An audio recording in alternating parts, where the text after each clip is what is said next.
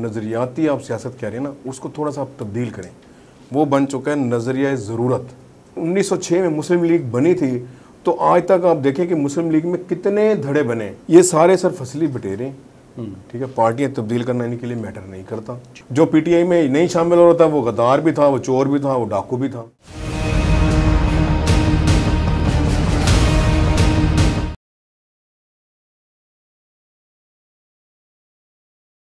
बिस्मिल्लाहिर्रहमानिर्रहीम। नाज़रीन अस्सलाम वालेकुम, मैं हूं मोहसिन तरीन और आप देख रहे हैं प्रोग्राम कब बदलेगा पाकिस्तान। नाज़रीन आज के प्रोग्राम में हमने सीरियस गुफ्तगू करनी है, और सीरियस गुफ्तगू इस तरह है कि ये हमारी बेसिकली सियासत पे गुफ्तगू होती रहती है, और हम पॉलिटिकल पार्टीज़ पे गुफ्तगू करते हैं और एक दूसरे पे हम ब्लेम गेम करते हैं। तो बेसिकली बेसिक कंसेप्ट समझना चाह रहे हैं हम सियासत का। तो इसके बारे में आजकल जो स्टेटमेंट्स चल रही है वो कहते हैं कि आपकी मईशत ठीक होगी उस वक्त जब आपका पॉलिटिकल सिस्टम ठीक होगा। तो पॉलिटिकल सिस्टम को ठीक करने के लिए बुनियादी जो नुक्ता है जिस पे कहते हैं कि जी throughout the world focus किया जाता है, वो कहते हैं कि अगर आपकी पॉलिटिकल पार्टीज़ अगर तो नज़रियात पे काम कर रही हैं, नज़रियाती सियासत कर रही हैं, तब आपकी सियासत परवान चढ़ सकती है। अदरवाइज़ ये जो सियासत इस वक्त आपको नज़र आ रही है, ये इस तरह की सियासत होगी जिसमें सिंध हाउस में मंडियां लगेंगी, जिसमें सारे क्रिमिनल एक्टिविटीज़ करने वाले जो मेंबरान होंगे वो एक पार्टी से दूसरी पार्टी में जा रहे होंगे और दूसरी पार्टी उनको वेलकम कर रही होगी। एक तरफ आप कहेंगे कि ये एमक्यूएम जो है ना जी वो जालिम जमात है, कातिल जमात है, फिर उसके साथ आप इक़्तिदार में 20 इदार उसके साथ बना लेते हैं। एक साइड पे आप कहते हैं कि ये पंजाब से सबसे बड़े डाकू हैं, फिर उन्हीं के साथ मिलकर आप हुकूमत भी बना लेते हैं। तो ये इस तरह की सियासत चलती रहेगी जब आप नज़रियात को एक साइड पे रख के आप इक़्तिदार की सियासत करेंगे या आप धंधा सियासत करेंगे, तब ये मुल्क इसी तरीके से चलता रहेगा जैसे अब आपको चलता हुआ नज़र आ रहा है। तो इस पे गुफ्तगू करेंगे ये बुनियादी गलती है किधर, और पॉलिटिकल पार्टीज़ का क्या रोल होना चाहिए, एक कारकुन का क्या रोल होना चाहिए, इस पे गुफ्तगू करेंगे। हमारे साथ होंगे शरीफ जोहैद साहब। सर आपको वेलकम करते हैं। सर बहुत शुक्रिया सर। आप टॉपिक थोड़ा सा हमने आज ज़रा दूसरी टाइप का रखा हुआ है, तो इसके लिए आप नहीं आपको स्पेशल इसलिए किया था कि आप काफ़ी अरसे से जो पॉलिटिकल पार्टीज़ की जो मूवमेंट्स हैं और जो वो नज़रियाती सियासत का वो एक बड़ा सा जो गले में लटकाए फिरते हैं कि जी हम नज़रियाती सियासत हैं और भुट्टो की सियासत है और मुस्लिम लीग की सियासत है, तो ये नज़रियाती मौलाना कहते हैं कि जी हम जो इस्लाम की सियासत हम करते हैं, तो एएनपी अपनी जमात है, बलोच अपनी खड़े होते हैं, सरेकी वाले अपनी खड़े होते हैं।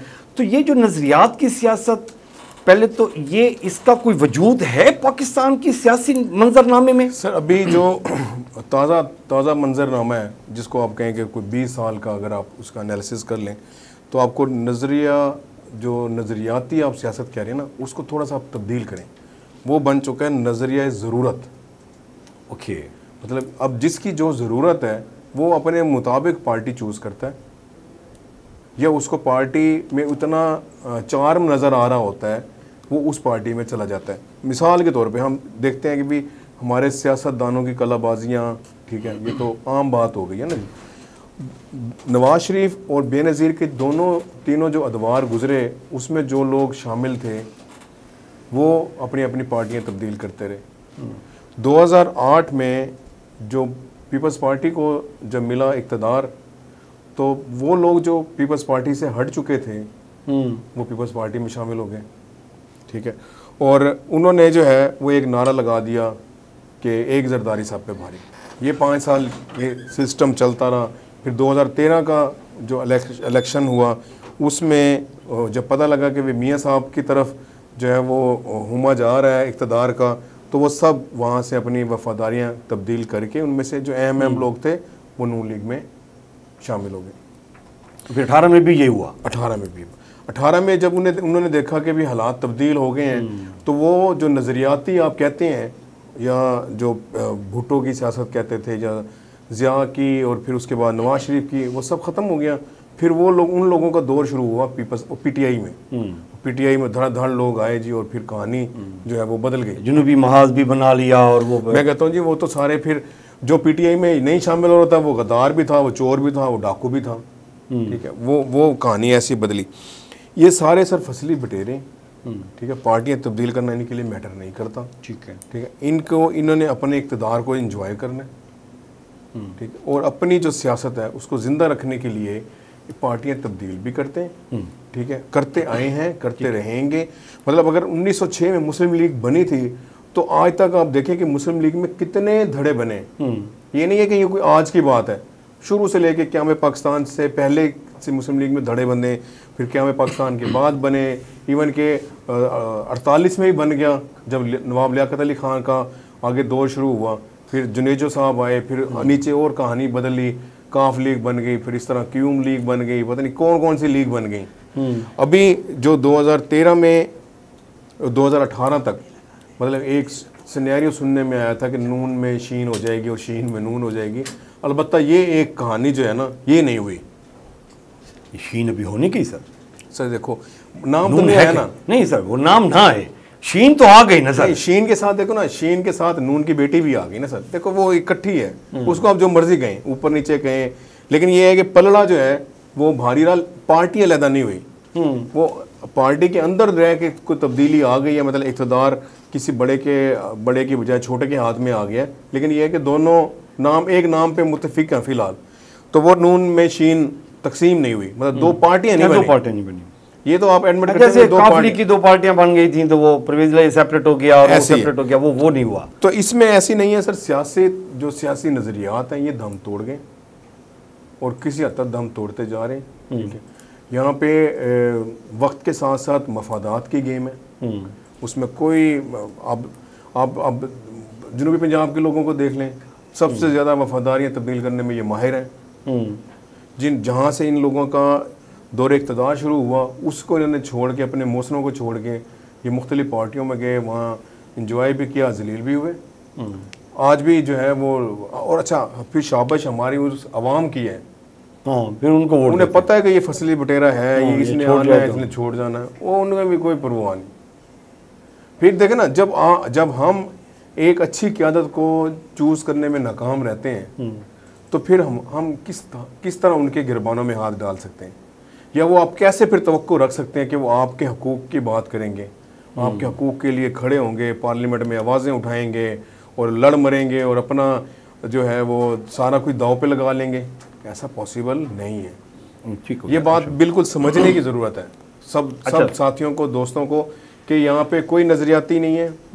यहाँ पे जो मनपसंद लोग हैं उनको पता लग जाता है कि मनपसंद कहाँ पलड़ा, किसकी तरफ भारी है, रुख उस तरफ बदल जाता है। मैं जो सब आज का जो प्रोग्राम हमने जो इसका टॉपिक किया था ना जी, वो आपके लिए आपको स्पेशल रिक्वेस्ट करके टाइम दिया गया था, तो उसकी ख़ास वजह थी। वो ये था कि हमारा हम नहीं आप देखें आपकी जो क्रिएटिविटी है ना जी, वो आपकी वो अभी पब्लिक को मैं अभी थोड़ा सा बताऊंगा, क्योंकि आप रवानी में बोल गए। तो जो नजरियाती सियासत थी, आप कहते हैं कि जी ये ज़रूरियाती सियासत है, ये मफादी सियासत है। इस वक्त बिल्कुल ऐसी है। ये दो नाम आपने याद कर दिए ना जी, ये इसलिए मैं कहता हूँ कि आपके इसलिए आपको बुलाएंगे। अच्छा जो साहब, अभी मेरे लिए 2-3 इश्यूज़ हैं सर। एक तो ये है इशू कि जी हम एक इंडिविजुअल कारकुन को कहते हैं कि वो देखता है कि जी हुमा इधर जा रही है, इक़्तिदार इधर जाएगा तो वो उधर शिफ्ट हो जाता है।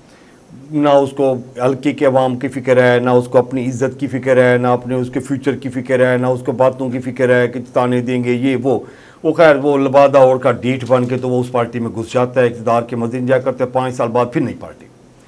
तो ये तो एक उसका किरदार हो गया, जिसका विजन हम कहते हैं कि जी स्मॉलर लेवल का है, छोटे हल्के में बैठा हुआ है, छोटे ज़िले में बैठा हुआ है, उसकी इतनी अप्रोच नहीं है, सोच नहीं है, विजन नहीं है। लेकिन जिस पार्टी में वो जा रहा है, वो पार्टी का सरबराह जो है सर, वो बहुत बड़े दिमाग का मालिक है। वहाँ कोर कमेटी बैठती है, वो फैसला करती है कि हमें किसको पार्टी में लेना चाहिए, किसको नहीं लेना चाहिए। वो किस बुनियाद पर फैसला करते हैं कि यार ये 4 दफ़ा पार्टी तब्दीलियां करके आ चुका हुआ है, हमारे पास जो आ रहा है इसकी क्या गारंटी होगी कि हमारे पास ये सिंसियर होकर पार्टी के लिए काम करेगा, कल को इसको कहीं अच्छी ऑफर मिल जाएगी, ये फिर जहाँ से शिफ्ट हो जाएगा। उसके बावजूद भी वो उसको हायर करते हैं, उनकी क्या मजबूरी है? सर देखें आप, ये मजबूरी जो है वो हमें तो बाकी जमातों में तो नज़र आती थी। हम समझते थे कि तहरीक इंसाफ में नहीं होगी। तहरीक इंसाफ ने भी इलेक्टेबल्स की जो गेम डाली, उन्होंने भी फिर गेम डाल दी। अब अगर तहरीक इंसाफ में इलेक्टेबल्स उस तरह से ना होते, ठीक है, कम कम उम्मीदवारों के साथ जीत के पार्लियामेंट बैठे होते, मजबूत होते। मैंने कहा ना, इलेक्टेबल्स ने अपने हिसाब से जो है ना वो करनी है। इलेक्टेबल्स के बारे में एक बात तो बड़ी मशहूर होती है, और जितने भी ये सर्वे करने वाले होते हैं उन्हें भी पता होता है कि भाई इसकी ग्रिप कितनी है अपने हलके में, इसको अगर हम अपने टिकट पे लड़ाएं तो इसका क्या वोट बैंक बनेगा, आया ये सीट निकाल पाएगा कि नहीं निकाल पाएगा। क्योंकि जैसे हम बैठ के यहाँ एनालिसिस करते हैं, हर जमात में जो है ना सर, जैसे आप कह रहे हैं ना कोर कमेटियाँ भी होती हैं, तो उन्हें 19-20 पता होता है कि इसका 19-20 रिजल्ट क्या होगा, कि ये उम्मीदवार बामुकाबला ये उम्मीदवार, बामुकाबला ये उम्मीदवार, इसका क्या सिनेरियो बनेगा। अब के डिजिटल मीडिया ने, सोशल मीडिया ने सिनेरियो थोड़ा सा बदला है, ठीक है। अब जो रवायती जमातें थी, अब वो भी अपने आप को अब उसमें लाने की कोशिश कर रही हैं, जिसकी एक एग्जांपल जो है वो पंजाब हुकूमत आपको इस साल नज़र आएगी कि पंजाब हुकूमत की कोई आपको छोटी सी एक्टिविटी है ना, उनकी कोशिश होती है कि भी सोशल मीडिया के हर फोरम पे डाली जाए, ताकि लोगों को मोटिवेट किया जाए, उन्हें बताया जाए कि भी हम ये काम कर रहे हैं और ये काम नहीं कर रहे। बाकी पंजाब हुकूमत का जो काम है वो सबके सामने है, ठीक है। कुछ बहुत अच्छा भी है, कहीं पे ब्यूरोक्रेसी की गलतियाँ हैं, कुछ मामला ख़राब भी हैं, सब चलते हैं। लेकिन जो सियासी वर्कर है, अब जो मिसाल के तौर पे जो गिलानियों का सियासी वर्कर है, हम उसे कहते हैं भी सियासी वर्कर कुर्बानियाँ देते हैं, ये करते हैं, सब करते हैं सर, लेकिन वो भी एक टोला होता है, दाएं और बाएं का एक टोला है जो साईं के साथ होता है। साईं जिधर गए वो भी साईं के साथ गए। एक खिदमत वाला होता है, एक पैसे खर्च करने वाला होता है। अब जैसे इलेक्शन अनाउंस होता है तो वो सारी पार्टियां पहुंच जाती हैं, देखिए सर, इन्वेस्टर हर जगह मौजूद होता है। अच्छा, ये मुर्शिद जैसे लोग को, या जावेद हाशमी या शाह महमूद, ये इस तरह की जो कैलिबर के जो लोग हैं, जो दूसरी तीसरी नस्ल में सियासत कर रहे हैं, जिनको पैसे की कमी नहीं है, जिनको हल्के के बारे में परेशानी नहीं है कि जी किस मोहल्ले में कौन बंदा बैठा हुआ है, इन्होंने इक़्तिदार में बैठ के पूरे हल्के को एंजॉय करवाया है, उसके बावजूद भी इनको इन्वेस्टर की ज़रूरत होती है सर। देखिए, अब जो इलेक्शन है, जो इलेक्शन कमीशन के अदाद शुमार हैं, या उसमें जो गोशवारा जमा कराया जाता है ना, वो तो अशीर भी नहीं होता ना सर। आप उसको अगर प्रैक्टिकली एनालिसिस करें, वो तो जितना खर्चा वो करते हैं, वो पोलिंग डे के रिक्शे का किराया भी पूरा नहीं होता।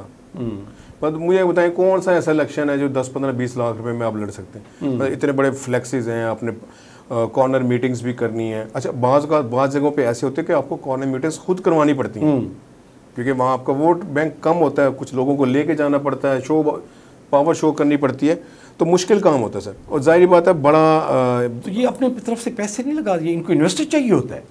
अच्छा, ये अब मेरे नाम मुंह से निकल गए इन्वेस्टर, लेकिन इन्होंने लोगों ने बनाया था कि ये हमारे दोस्त हैं, हम ख्याल दोस्त हैं, मेहरबान, प्यार मोहब्बत में आके जो है ना वो गाड़ियां भी दे जाते हैं और सब कुछ करते हैं, क्योंकि गोशवारे में ऐसे लिखा है, हमारे साथ ऐसे प्यार करने वाला नहीं है कोई, जो सियासतदान भी नहीं है ना। नहीं, सियासतदान को देखिए, प्यार मोहब्बत करने वाले के लिए सियासतदान होना तो जरूरी नहीं है, वो तो प्यार मोहब्बत तो कोई भी कर सकता है। प्यार मोहब्बत वाला भी तो देखता है ना कि मुझे फायदा कहाँ से होना है, मतलब कि रिटर्न में वो कुछ ना कुछ एक्सपेक्ट कर रहा होता है, ये उसको रिटर्न करते हैं। ऐसे ही कुछ ना कुछ तो करते होंगे ना सर। जाहिर, जो प्यार मोहब्बत, दोस्त, सज्जन, खास, मुखलिस, जो देखो ना जेलों के साथी हो, जो जेलों में आपको सपोर्ट करते रहें, कहीं ना कहीं तो आप भी उनको किसी न किसी जगह पर रिलीफ दे ही जाते हैं ना जी।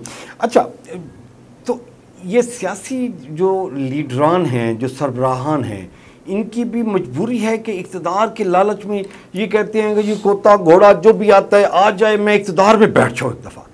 वो इसको नहीं देख रहा होता कि ये जो बंदे मेरे पास आ रहे हैं, जैसे आपने पीटीआई की एग्जांपल दी 18 के इलेक्शन में, उस वक्त उसको अंदाज़ा नहीं था खान को, जो बंदे मैं इस वक्त पार्टी में शामिल कर रहा हूँ, ये खुसरो बख्तियार हो गया, उसके बाद कासिम नून हो गया, ये अलीम खान और ओन चौधरी और जहांगीर तरीन, ये सारी की सारी लाट, उधर से परवेज़ खटक, ये सारी लाट कैसे आ रही है मेरे पास, और ये किसके कहने पे आ रही है, ये बाद में मुझे कितना डैमेज कर सकती है, इसको उसने काउंटर नहीं किया, सज़ा भुगत चुकी। इससे पहले जितनी भी पार्टियों में, पीपल्स पार्टी के साथ भी ऐसे हो चुका हुआ है, कई बार हो चुका हुआ है, नून लीग के साथ कई बार हो चुका हुआ है, इसके बावजूद भी ये इस प्रैक्टिस से सबक नहीं सीखते। सर नहीं होता, असल में पता क्या, सियासत में ना हर वक्त तब्दीली आती रहती है। ये जो हम पिछले दिनों के नज़रियात बनाते हैं ना, वो आने वाले दिनों में वो तब्दील हो जाते हैं। मिसाल के तौर पे शहबाज शरीफ ने कहा मैं जरदारी को सड़कों पर घसीटूँगा, ठीक है। इसी तरह जरदारी साहब ने कहा मैं ईंट से ईंट बजा दूँगा। बदल गई कहानी, दोनों शेर व शक्कर हो गए, क्योंकि वक्त ने उनको एक जगह पे ऐसा खड़ा कर दिया कि या तो वो इकट्ठे हों या अलहदा हो के दोनों चित्तर खाएं। सर ये तो सियासी बयानात थे ना, हाँ, जाती दुश्मनियां नहीं थी। यहाँ तो जाती दुश्मनी वाले इकट्ठे हो गए, मतलब फिर पार्टी की सर काफ लीग के साथ। हाँ, ये exactly मैं ये कहना चाहता हूं। जाती दुश्मनी थी सर।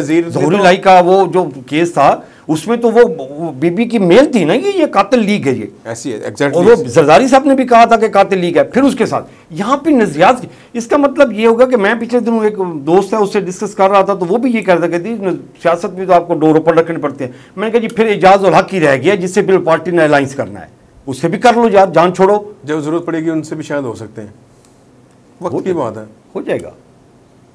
सर मैंने कहा ना, फिर उस दिन भुट्टो जिंदा रहेगा।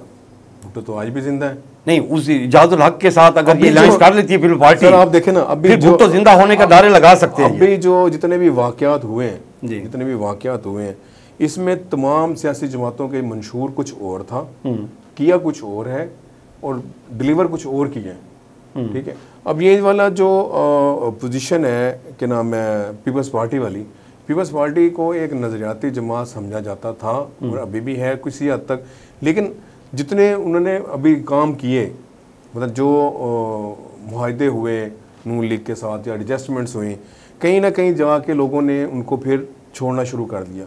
जैसे मुस्तफ़ा नवाज खोखर ने सेनेटर देखे ना, नदीम अफजल चांद छोड़ के चला गया, वे बाद में चले आए हैं, लेकिन ये कि लोग छोड़ गए कि नहीं यार ये मामला दुरुस्त हाथ में नहीं है। तो ये ऐसे होता रहता है, जो मुखलिस फिर साथी होते हैं वो छोड़ जाते हैं, क्योंकि उनको फिर नज़र आ रहा होता है कि अब इस जगह इधर हमारी जगह नहीं है, बेहतर ये है कि इसको बाय बाय कर दें। जैसे चौधरी निसार अली खान बाय बाय कर गए, अब वो दोबारा मनाने की कोशिश की जा रही है। अब देखें ना, चौधरी निसार पिछले इलेक्शन तक तो मुखालिफ थे, लेकिन अब उन्हें ज़रूरत महसूस हो रही है कि भी आने वाले इलेक्शन में हमें चौधरी निसार की ज़रूरत पड़ सकती है, तो चौधरी निसार से मुज़ाकरात होने चाहिए, मामलात होने चाहिए, सेट तो हो जाते हैं। वो बात सही है कि ओपन डोर रखना चाहिए। पीटीआई को सबसे बड़ा मसला भी यही हुआ, मैं आपको बताऊँ, अगर उनका एक डोर ओपन होता, मैंने जब लास्ट टाइम भी प्रोग्राम में था, जब उनको पंजाब में इजाज़त मिल गई जलसे की, तो ये एक उनको एक ओपनिंग माइंड के साथ आगे बढ़ना चाहिए था, ना कि अपने डोर क्लोज करके हर वक्त एहतजाज की सियासत। एहतजाज देखें, आपके पास कितना बड़ा ज़बरदस्त मौका है, आप पार्लियामेंट में एहतजाज करें, आप सूबाई असम्बली में एहतजाज करें, सूबाई असम्बली के बाहर एहतजाज, वहाँ तो चले, आपका एक डेकोरम भी है, आपको प्रोटेक्शन भी है, आपको स्पीकर भी, हर बात भी कर सकते हैं, अलाउ है, जो मर्जी आप बात कर लें, ऑन एयर जा रही है, आप गालियां भी निकाल सकते हैं और उस पर आपको इस्तेस्ना भी है। आपको मतलब कोर्ट में भी चैलेंज नहीं हो सकता आपने जो कुछ किया हुआ है। तो सर ये डोर ओपन होने चाहिए, लेकिन एक बात ये है कि जमातों को ये ज़रूर देखना है कि भी उनका मंशूर क्या है, उस मंशूर के मुताबिक अगर वो चलते रहें तो लोगों में भी एक उनकी अच्छी से बनी रहेगी। नहीं तो जिस तरह के अब हम हालात देखते हैं कि ना वो देखता है साजा माजा, ये ईमानदार है, बेईमान है, कौन है, वो कहता बस सही है, इसके आने से जो है ना वो मुझे फ़ायदा हो सकता है, मेरी जमात मजबूत हो सकती है, मेरा एक धड़ा मजबूत हो सकता है, मैं अपने मुखालफों को एक हिसाब से अच्छा जवाब दे सकता हूँ, वो उसको कहता है आज अब बिस्मिल्लाह। अच्छा, ये सब हम जब नज़रियाती सियासत तो हमारी डूब गई ना जी, वो तो तबई मौत मर गई। अभी है हमारी ज़रूरियाती सियासत और मफादी सियासत। तो इसमें जो पॉइंट है जो आप बता रहे थे कि जी सियासी जमातों का जो मंशूर जो अभी आपने जिक्र किया है, तो अगर हम पाकिस्तान को सामने रख के तो इसके मसाइल और इसके जो तरक्की की शाहराह है उसके लिए अगर कोई हम पॉइंट्स बनाने शुरू करें तो मैक्सिमम 8 या 10 पॉइंट्स बनते हैं जो कोर पॉइंट है। इससे तो बहुत सारे बनते हैं, 100-200 पॉइंट बन जाते होंगे, लेकिन जो कोर पॉइंट्स हैं वो 8 से 10 के अलावा नहीं है। तो सियासी जमातें हमारी जो है ना जी वो 70-80 से वो भी ऊपर जा रही हैं माशाल्लाह मंशूर में। सियासी जमातें रजिस्ट्रेशन में तो वो एक सियासी जमात रजिस्टर करके क्या मंशूर बनाती होगी, वो क्या चीज़ें करती होगी कि जी मेरा जी जोया साहब से सियासी जमात है, जोया साहब की, इसका सियासी जमात का जो मंशूर है, इनके जो नज़रियात हैं वो मेरे नज़रियात से मुख्तलिफ है, मेरे नज़रियात कुछ और हैं, तो वो किधर से इतने नज़रियात लेके आ जाते हैं?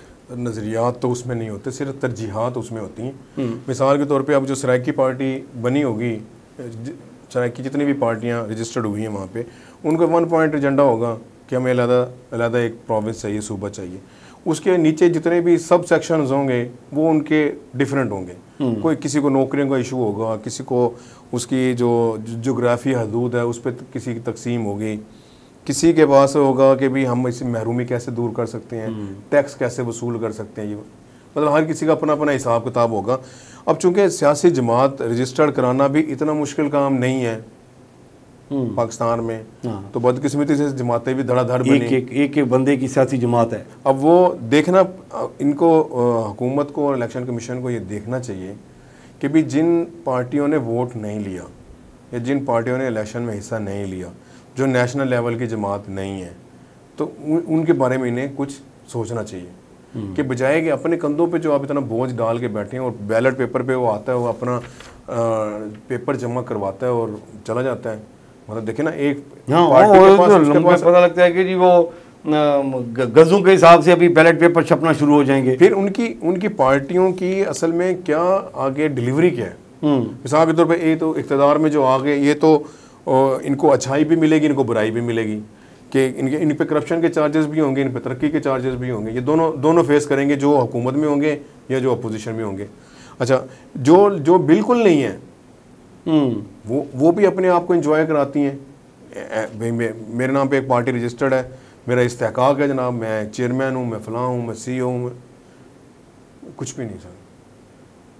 हर किसी ने बस वही वाली बात है, अपनी दुकान बनाई हुई है, वो इस चक्कर में लेकिन बैठा होता है कि शायद हो सकता है कि मैं किसी की नज़र में आ जाऊँ और मेरी दुकान जो है वो कहीं बढ़ जाए और उसमें ग्राहक जो है ना जी वो 40-50 मेरी दुकान पे आ जाएं और वो परमानेंट मेरी दुकान के ग्राहक बन जाएं।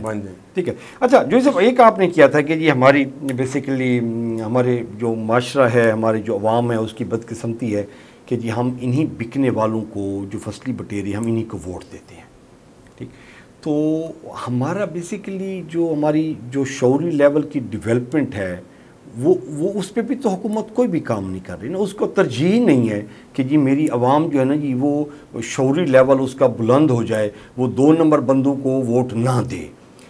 वो अगर कोई भी पॉलिटिकल जमात ये मंशूर लेकर, ये नज़रियात लेकर वो इलेक्शन में जाती है कि अवाम को शौरी लेवल इतना मैं बढ़ा दूँ कि वो किसी चोर, डकैत, बर्ताखोर, कब्ज़ा माफिया को वोट ना दे, तो फिर उसका कैंडिडेट तो जीतेगा ही नहीं। इसलिए वो अवाम को इस साइड पे लेके ही नहीं जाता कि ये अवाम उसी तरह जाहिल रहे। अवाम को भी नहीं लेके जाया जाता और अवाम खुद भी नहीं जाना चाहती मादरत के साथ। मतलब मिसाल के तौर पे एक बंदा एक ही हल्के से 5 दफ़ा मुंतखब हो रहा है और 5 दफ़ा डिफरेंट पार्टी से। चले इसको हम पार्टियों को छोड़ देते हैं। भाई आपने उस इलाके के लिए, उस अपने हल्के के लिए किया क्या? 20-25 साल आपने इक़्तिदार में रह के क्या किया? मतलब मैंने एंजॉय किया, मेरे भाई ने एंजॉय किया, मेरे से पहले मेरे बाप ने एंजॉय किया, तो भैया आपने डिलीवर क्या किया है? जो वो मुर्शिद कहते हैं मैंने पुल बनाए हैं, पुलतान बना दिया है। भाई आपने अपने पैसों से बनाए हैं, हुकूमत के पैसों से बनाए, तो बस फिर मेहरबानी करें ना। हाँ, ये आप ये कह सकते हैं कि भी ये हुकूमत का पैसे को मैंने कोशिश की कि भी चूंकि मेरे पास इख्तियार था तो मैंने यहाँ पे इस्तेमाल किया। तो इख्तियार तो उसके लिए पूरे पाकिस्तान का था ना, तो वज़ीर आज़म तो पूरे पाकिस्तान का था, मुल्तान का नहीं था। जहाँ पे ज़्यादा लोग मर रहे हैं भूख से, वहाँ पे रोटी नहीं देनी, मुल्तान में उसने 4 पुल बना दिए। अच्छा देखो, ये सिर्फ मुल्तान का इशू नहीं है ना। आप तख्ते लाहौर को क्यों पीटते हैं जी कि भी सारा जो बजट आपका पंजाब का है वो बज़ाहिर आपको लगता है कि वहीं लग रहा है, वहाँ डेवलपमेंट हो रही है, क्योंकि वो अपने प्रोजेक्ट बनाते हैं, वो खुद ही पास करने होते हैं, खुद ही इम्प्लीमेंट कराने होते हैं, वो हो जाते हैं। हमारा जो ये मतलब नूरा होता है वो MPA तो बन जाता है, उसके बाद इतनी ताकत नहीं होती वो जाके अपने केस के लिए लड़ सके।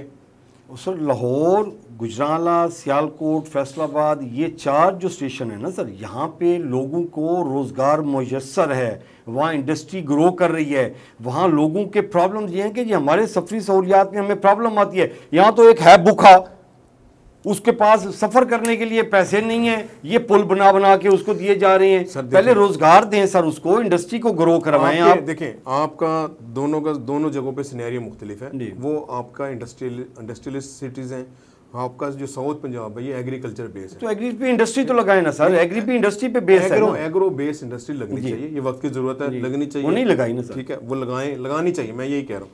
फार्म टू मार्केट तक तो जाने का आपने रास्ता देना ना सर जी। उसके लिए सड़कें भी बननी है, उसके लिए आपको जो है वो हाईवे भी बनाने हैं, उसके लिए अगर आप जो है वो मोटरवे भी बना दे तो कोई बुरी बात नहीं है, क्योंकि आपकी एक चीज अगर यहाँ से जल्दी 10 घंटे में जाती है, वो 4 घंटे में जाएगी, तो वो फायदा है ना। अब आप देखें, मुझे ये बताएं, अगर ये रोड नेटवर्क ना हो जी। तो बलोचिस्तान का जितना फ्रूट हम पंजाब में इस्तेमाल करते हैं उसका रेवेन्यू किसको जा रहा है सर?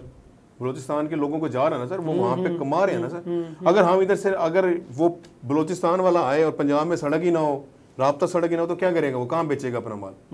तो ये सर रोड नेटवर्क चाहिए होता है। मैं फिर वही कह रहा हूँ, तरजीहात मुख्तलिफ हैं। हमारे यहाँ मजबूरी यही रही है कि जिसके पास इख्तियार आता है वो अपने इख्तियार के मुताबिक ये समझता है कि यहाँ ये बननी चाहिए, मैं क्रिकुल लूँ और अपना फैसला कर दिया। अभी जैसे ऑनलाइन ट्रेन का, इसमें बुलेट ट्रेन का लाहौर में फैसला किया गया कि जी लाहौर से पिंडी बुलेट ट्रेन बन रही है। सर लोगों को पहले खाना तो दें सर, रोटी तो दें। आप खाना तो दे रहे हैं सर, आपको BISP के 27 अरब रुपए हर साल दे रहे हैं, और क्या दें?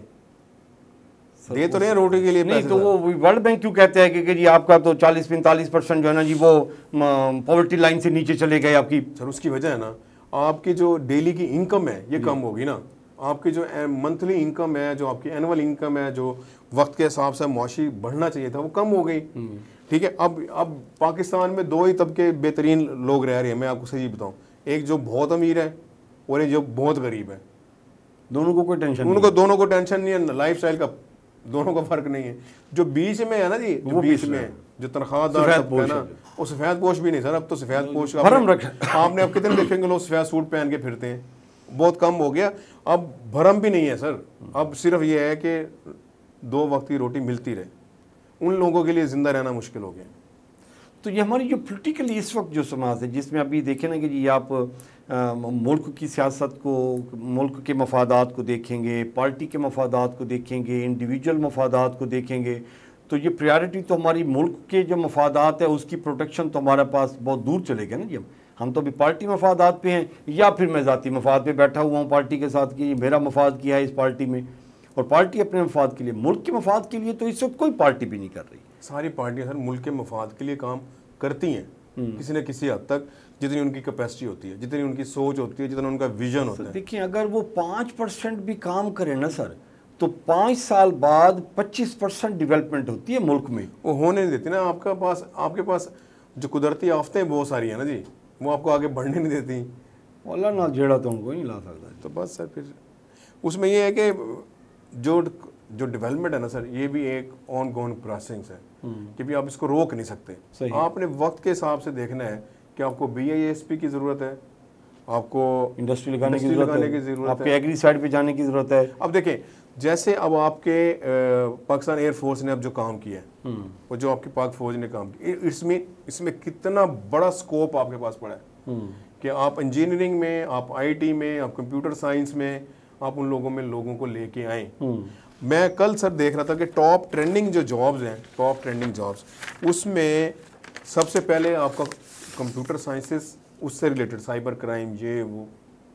अच्छा, उसके बाद आपका है अलाइड हेल्थ सर्विसेज का जो डिपार्टमेंट है, उसकी टॉप रेटिंग है इस वक्त पूरी दुनिया में, जो कि आप जिसको पाकिस्तान में कोई समझता ही नहीं है, वेटेज नहीं देते हैं, और पैरामेडिकल कंपाउंडर है या नर्स है या। अच्छा, उसकी एक वजह सर देखें, जो इस वक्त आपके 40-50 साल एज है के लोग हैं, इन्होंने 10 साल बाद, 15 साल बाद इन्होंने रिटायर्ड हो जाना है, और इन्होंने बीमार होना और इन्हें ज़रूरत होनी है। तो वो लोग पहले से प्लान करते हैं कि भाई हमें इस वक्त ज़रूरत है पैरामेडिकल स्टाफ की, कि जो नर्सिंग भी कर सके, जो इनकी केयर भी कर, क्योंकि वहाँ पे देखें फैसिलिटी सरकार देती है ना सर। हमारे यहाँ मजबूरी ये है कि जो सरकार देती है हमें वो भी नहीं मिलता, मतलब जो हमें फ्री हेल्थ सर्विसेज हैं वो भी पूरी हद तक नहीं मिलती। आप कभी बड़ा अच्छा काम था जो ऑनलाइन आपको मिल जानी थी मेडिसिन कार्डियोलॉजी की, लेकिन आप कभी सर जाएं अस्पताल के अंदर, उनकी हालत देखें लोगों की, सुबह से गर्मी में वो मर रहे हैं। ये मतलब ये नेशनल जो आप कहते हैं तरक्की का रास्ता, वो भी एक है, अवाम के मसाइल भी बहुत हैं। अब वो दोनों आपने पैरेलल देखने हैं। एक आपने टारगेट सेट करना है नेशनल लेवल का कि भी ये भी हमने अचीव करना है। इस मतलब कोई हुकूमत आके ये बताए 5 साल बाद, और आवाम पूछे कि भी आप बताएं, आप आए थे 5 साल हमने आपको दिए, आपने इस मुल्क में कितनी इंडस्ट्री लगाई है? कोई भी लगाई है? अब ये भाड़े पर हैं कहाँ अखबार, खबरें छाप छाप के हमने 50 यूनिवर्सिटीज बना दी, हमने 40 स्कूल बना दिए, हमने इतना, उसको चैलेंज कौन करे सर? 50 यूनिवर्सिटी 50 कॉलेज बनाना कोई बड़ी बात नहीं। मैं बताता हूँ आपको, अब आपके पास एक हाई स्कूल था, आपने उसको दर्जा दे दिया हायर सेकेंडरी स्कूल का, आप कॉलेज में शिफ्ट कर दिया उसको। आपने कहा जी मैंने कॉलेज ये मैंने बनाया है। आपने ये देखा कि उसमें जितनी भी अपग्रेड आपने अपग्रेड किए हैं, अब जो जैसे ये गवर्नमेंट कॉलेज था, आपने इसको कमर्शियल यूनिवर्सिटी का नाम दे दिया, आपने दिया है सर, आपने उसको खुद मुख्तार बनाया है, आपने दे के अवाम के पैसों से वो चलेगा। वो जो पर सेमेस्टर फीस है ना सर, वो जो पहले बीए कर लेता था, एमए कर लेता था 10-15 हज़ार रुपये में, अब वो 50-55-60 हज़ार रुपये पर सेमेस्टर फीस पे करेगा। वो लोग कर रहे हैं पे। ये जो कहते हैं ना हम इनकलाब लेके आए हैं, बेसिकली तो इन्होंने उसका सारा स्ट्रक्चर चेंज कर दिया है कि भी अपना कमाओ अपना खाओ। हम तो अच्छा चले, अवाम वो भी तैयार है, वो भी दे रही है कि चले किसी बहाने कोई एजुकेशन का एक लेवल बुलंद करें।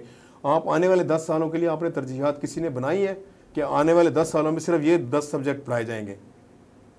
अब देखिए इस साइड पे तो अब देखिए आज से 15-20 साल पहले जब हम स्टूडेंट थे, उस वक्त एमबीए मार्केटिंग की, एमबीए बैंकिंग की, फाइनेंस की, इसकी बड़ी डिमांड थी, एचआर की। अब नहीं है, अब वो चेंज हो गया। अब वो आपके पास आईटी का, एआई का और शिफ्ट हो गया जी। अच्छा, अब दुनिया में सर ये जितने भी जहाज बनाते हैं ना सर, ये हुकूमतें नहीं बनाती वहाँ, हाँ प्राइवेट कंपनीज बना रही हैं। वो प्राइवेट इंस्टीट्यूशन बनाता है, नहीं वो उनके उसको डेमो देता है भी सारा वो प्राइवेट कंपनीज बना रही हैं। यहाँ पे तो सर हमारे पास जो रेलवे नहीं कंट्रोल होता, हमारे पास वापडर नहीं कंट्रोल होता, हमारे पास पीआईए नहीं कंट्रोल होता। आप करने नहीं देते ना सर। मसला तो ये ना, आप अपने इंजीनियर्स को, जो स्टूडेंट्स हैं, उनको किसी तरफ लाएंगे, किसी तरफ कोई प्रोजेक्ट बेस उनको कोई काम देंगे तो वो आपका काम फिर करेंगे सब तरक्की कर जाएगा ना। फिर आप कहते तरक्की नहीं कर रहा, भी तरक्की करनी है ना सर, किसी तरफ तो करवाएं ना आप। सर वो देखिए तरक्की करने के लिए पैरामीटर बनाने पड़ेंगे ना, आपको सियासी भर्तियां खत्म करनी पड़ेंगी। आप जो ओवरलोड हैं, आपका पीआईए स्टील मिल बर्बाद हुई पड़ी है, रेलवे बर्बाद हुई पड़ी है, इसको आपको कट डाउन करना पड़ेगा। कट डाउन आप कर नहीं सकते क्योंकि सियासी भर्तियां की हुई हैं आपने, तो आप कैसे अच्छा, इदारे को। सर मान लिया सियासी भर्तियां की हुई हैं जी, मान लिया आपके पास सरप्लस एम्प्लॉइज हैं, आपके पास, आप एक छोटे से किसी भी थिंक टैंक को बनाएं, उनको कहें भी ये सरप्लस है जी, इनको खपाना है जी, निकालना नहीं है जी, इनकी आप सर्विसेज बनाएं कि इनका हम क्या क्या कर सकते हैं। ठीक है, आप इमेजिन करें उनकी भी कोई ना कोई सर्विसेज निकल आएंगी, आप कहीं ना कहीं उनको भी खपा देंगे, लेकिन आप उनको किसी तरफ ले के तो जाएं। ये सिर्फ रोना पीटना ना हो ना कि जी पीआईए में इतना है, पीआईए में इतना है, पीआईए में इतना है, पीआईए में इतना आसान होता सर ये करना, तो इनके लिए ये कर चुके होते। नहीं करते ना सर। स्टील मिल को आप देख रहे हैं ना कि जी पिछले 15 साल 20 साल से आप प्रॉफिटेबल नहीं कर सके, आप बंदे निकाल रहे हैं, थोड़े थोड़े निकाल। अभी भी सर जो उसके पास कितने हजार बंदे काम कर रहे हैं जो हर साल एनुअल इंक्रीमेंट भी क्लेम करते हैं और बोनस भी क्लेम कर रहे हैं कि मैं बोनस भी दिया जाए। सर वो देखें, जो आपने एम्प्लॉय कर लिया ना, नहीं वो तो आपकी रिस्पॉन्सिबिलिटी है ना जी।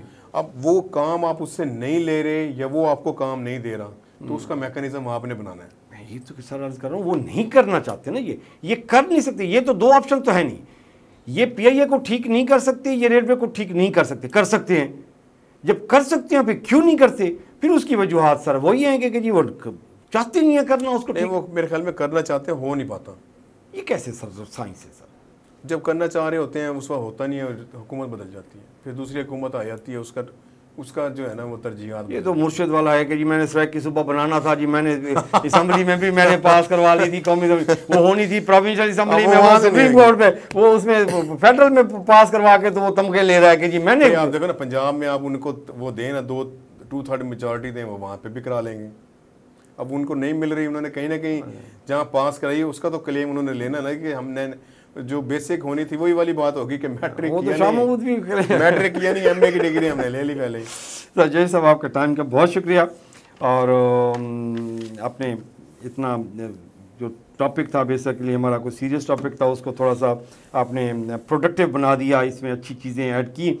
नज़र ये था हमारा आज का प्रोग्राम, और इसमें जो नई टर्म्स यूज़ हुई हैं वो नज़रियाती सियासत से आपको भी इल्म हो जाना चाहिए कि ये अभी ये ज़रूरियाती सियासत है जिस वक्त पोलिटिकल पार्टीज़ कर रही है तमाम की तमाम, और चाहे वो हमारे पास फैमिली बेस पे हैं, या वो इस्लाम के लबादा ओढ़ के सियासत कर रही हैं, या वो सूबे की सियासत कर रही हैं, वो सारी की सारी ज़रूरियाती सियासत कर रही हैं, या फिर वो मफादी सियासत कर रही हैं। नज़रियाती सियासत से इनका दूर दूर तक कोई ताल्लुक़ नहीं है।